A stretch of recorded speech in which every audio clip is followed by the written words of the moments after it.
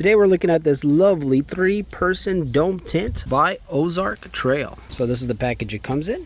You got a zipper and then a box inside, and everything's inside the box. And these are all the pieces that were in the box.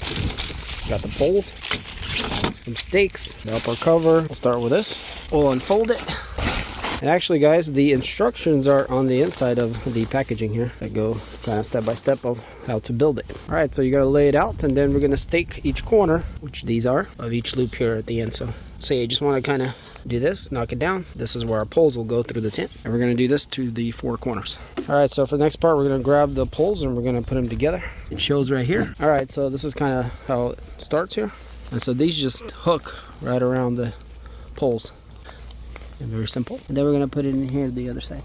All right, so our first pole is up this way, and you guys can see that's how it goes. It's very simple. And our second one's going to go from this corner to the other side. All right, so we're done with this step. We rose it up, and the next part is the upper portion. And you guys can see this is what it looks like. So you got like a lot of see-through mesh on the top, and that's what we're going to cover next with this piece here. All right, so we got it on top, and then the ends hook right at the bottom here. There's like a rubber band on each corner, just like that. So pretty simple. And it kind of stretches over. And there's actually a little label here that says front.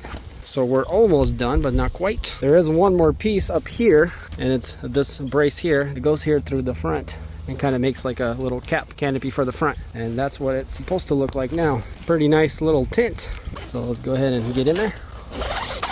And you guys can see we do have a mesh window from the inside, some zippers.